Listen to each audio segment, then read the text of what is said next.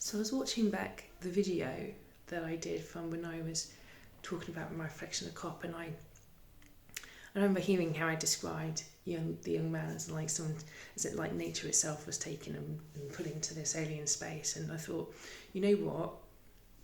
That's a teaching moment right there for me. That's a moment of unlearning, because I know I have to be aware of the way in which we frame, or the way in which I frame this idea of, say, an Indigenous individual or person, as in, how do I say, as in their nature themselves, because then that can easily be linked to this idea of like the noble savage or primitivism, which is not what I meant at all.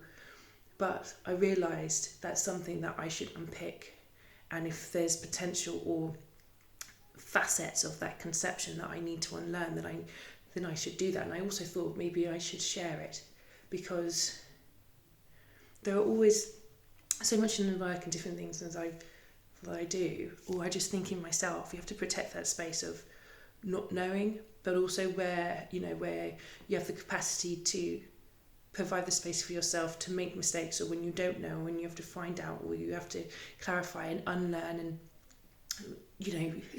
shatter the paradigms in which you live and the ideas in which you have, or language or things that come out that we're like thought forms of a memory or of a place, or visualizations of an idea or a sentiment or a feeling, or a wonder or a fantasy, but can slip into terms where you didn't even realise that that particular words or things were normalised, or conceptions or framings were normalised in such a way. So we have to kind of shudder and see whether they're the actual right usages of words, and then see how we change and embed that. So I just thought, actually, that framing of speaking about that young man as coming out of nature and like looking at this and like in this artificial space, and then what was that it was what it's us as it being alien, but I think I'm very aware of how that may have been framed in terms of the privative, and I think a clearer way from the way I thought about it, or the experience of it, or how it resonated,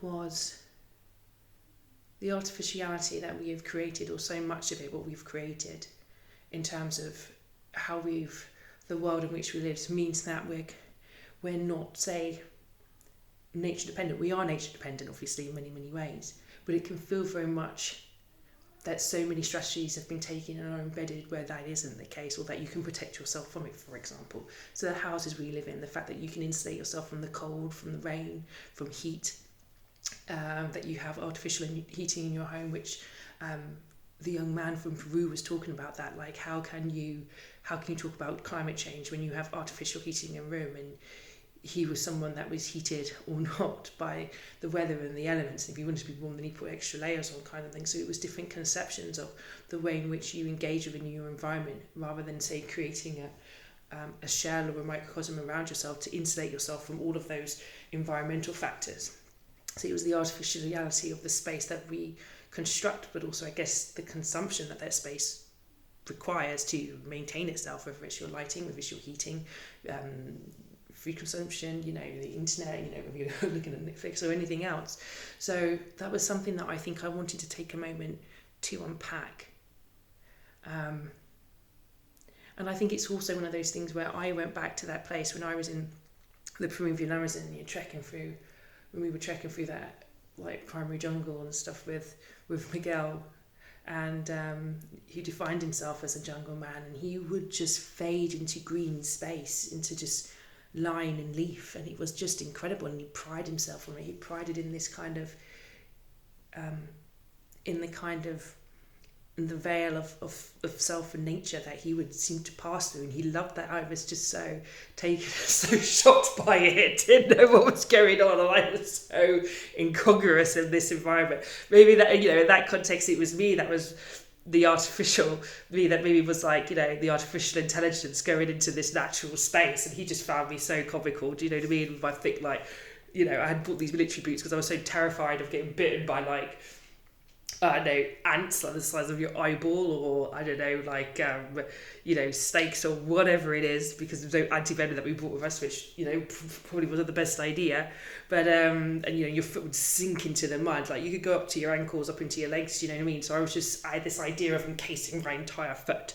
So whatever bit me, had to get through 3 inches of something, or 2 inches of netting or sole or whatever it was. You know what I mean? The classic kind of, I don't pretend that I'm not somebody who's grown up and lived in London most of their life, and that I could ever be a survivalist in that context. I'm not delusional in that way, which is why my girl probably found me so funny in terms of my ritual humiliation of those times I was joking with him. But I think also for me, but the research that went in at that time, actually, firstly. And there was so many different conceptions of cultures where nature and humanity, not interchangeable, but were seen as one culture. I think the closest you can find kind of in the conception is like one kinship. You're all akin. And, some would have rituals in terms of how if they went hunting, the rituals have to be passed, otherwise it would be considered the eating of that animal as almost like cannibalistic, because they were of the same species as you. There was lots of different conceptions in terms of how these symbiotic or harmonious, or I don't know, how these different cultures with nature and humankind worked and were lived, and the ways in which the societal contracts that worked within those cultures, within those societies or those communities. And then I think of my own relationship with nature. I think particularly with water, one of the things that fascinates me, and in terms of its utter sensuality. So like when I'm in Barbados, the first thing I have to do, or within 24 hours I have this thing, I have to be in the sea, I have to be in the water. And I think one of the things I've always loved about being in the water, whether we're going to the local swimming pool, or whether it's in the sea, or whether it was in the Amazon River, or whether it was in the lakes outside Berlin, or whether it's wherever it was, or Margate, or the seas around Cornwall, or wherever it was been, I've always loved that feeling that I can't tell where I begin or where I end, and where the water begins and where it ends. So that interchangeable feeling of the feeling like the when you can feel the water like cover your entire skin and body and every aspect of it, the same way that when you break you can feel it descend. And I always wanted to have that feeling, you can breathe underwater, so you never had to come up to it, you never have to break and lose that feeling of that utter sensuality with the medium of the world with which you're in. And if I ever have that capacity, I wonder if I would ever come up for air, really. So I think maybe when I was talking about that space, I was uttering my own fantasy. I think maybe all that wishful thinking in terms of if I could have maintained that marine sensuality, would I ever come up for air? But if you were to take me in that context and put me into a place when I live of the sea, it would be that the artificiality of the space you'd be taking me would be utterly apparent. But then, beyond that, what we're talking about is what they were talking about. He was talking about was the saviour of his world. And when I was in an interview recently, kind of asked the question like, why are you doing this? It's because it's my home. I was talking about Barbados, and in COP there wasn't the commitment to 1.5, and now me and Motley's talking about 12 years to implement climate adaptation, and it was just something so shocking and destabilizing about that, and like, right, what can I do with the skill set that I have? And I felt tears coming to my eyes when I was talking about it, and I was just like, I was really utterly unsettled and really upset and scared and surrounded by fear and not sure how to stop what was happening in any context, not even a kind of vagary of it. I mean, these are huge things that we're talking about, and it's so hard to find the demarcation of agency and solution and idea, and from the juggernaut of what you're trying to face. And I think that was that. That was that man. And here comes the film. Bye. I may unpack this more another time.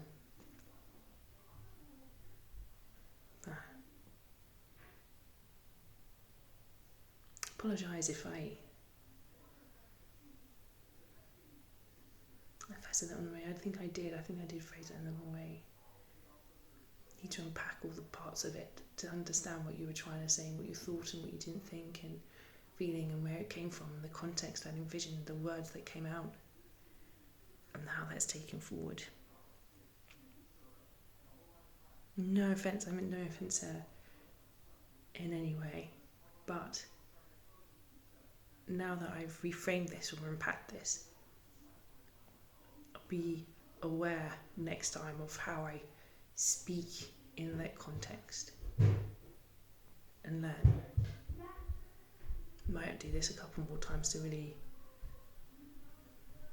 unpack where those conceptions and language comes from in the way in which it's used, but just being aware of